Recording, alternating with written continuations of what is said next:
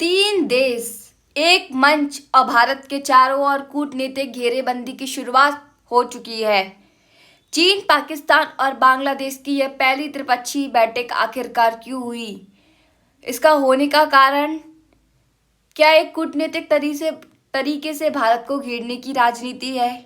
क्या है? जानते हैं इसके बारे में विस्तार से। मैं आयना अग्रवाल। इन जून 2025 चीन के कुनमिंग शहर में तीन देशों पाकिस्तान, बांग्लादेश और चीन के विदेश सचिवों की मीटिंग हुई। ये कोई साधारण मीटिंग नहीं थी, ये एक नई ट्रायलेटरल कूटनीतिक की शुरुआत थी। इसमें किस किस ने हिस्सा लिया, जानते हैं इसके बारे में।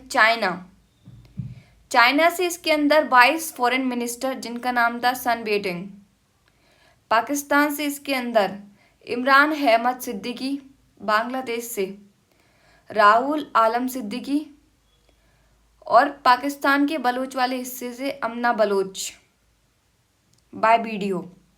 यानी कि जो चाइना, पाकिस्तान और बांग्लादेश से उनके 22 फॉरेन मिनिस्टर ने और पाकिस्तान और बांग्लादेश के, लेकिन जो बलोच है अमना बलोच, उसने वीडियो कॉल से उस मीटिंग को ज्वाइन किया। तो मीटिंग तो कर ली, बातें भी हो गई, मिल भी लिए, लेकिन मीटिंग के दौरान क्या बातें हुई जानते हैं उनके बारे में। बैठक में बात हुई तीनों देशों के बीच पीपल सेंट्रिक डेवलपमेंट, कनेक्टिविटी और रीजनल कोऑपरेशन की। यानी कि जो जुड़ाव है वो बढ़ना चाहिए, हमारे जो क्षेत्रीय स्तर है उनमें भी थोड़ा बेहतर होना चाहिए। ये असली मुद्दा था, भारत को दरकिनार करने था।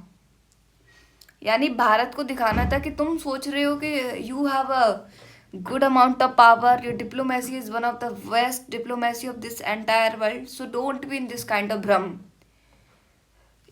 उनका कहना था। Pakistan desires deeper engagement between China and South Asian countries, it is said by Amna Baloch. आपको क्या लगता है ये इंडिया के लिए खतरा हो सकता है? और ये इंडिया के लिए खतरा है तो किस टर्म्स पर? अब जरा सोचिए, बांग्लादेश जो भारत का पारंपरिक सहयोगी रहा है, अब चीन रहा और पाकिस्तान के साथ बैठकों में भाग ले रहा है। क्या भारत के लिए रेड अलर्ट है? क्योंकि हम जानते हैं पाकिस्तान के साथ भारत के टर्म्स कैसे हैं, पाकिस्तान भारत से किस प्रकार की दुश्मनी निभा रहा है। चाइना का भी हमें थोड़ा थोड़ा रूल पता है कि भारत से किस प्रकार की चीज़ें कर रहा है वो। तो अब बांग्लादेश भी चालू हो गया, तो it means it's a red alert for our country. कुछ हफ्ते पहले बांग्लादेश के जो चीफ एडवाइजर, उनका नाम था मोहम्मद यूनुस, चीन के दौरे पर गए थे। उस समय भारत ने ऑपरेशन सिंदूर चलाया। क्या ये घटनाएं आपस में जुड़ी हुई हैं?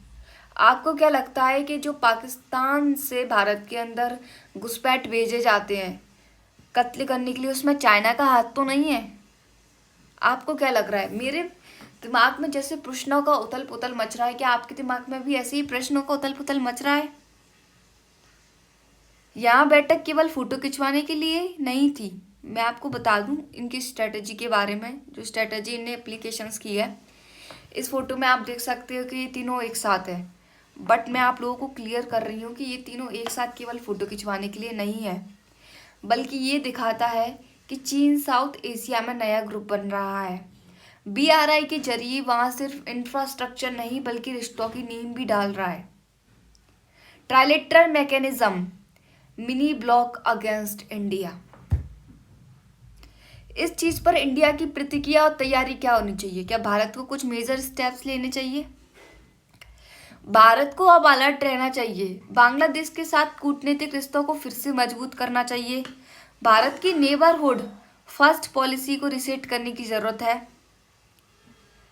तो यहाँ पर हमने ये सारी चीज़ें जानी, कैसे मिले, कौन कौन था, क्या मुद्दों पर बात हुई, ये सारी चीज़ें हमने जानी।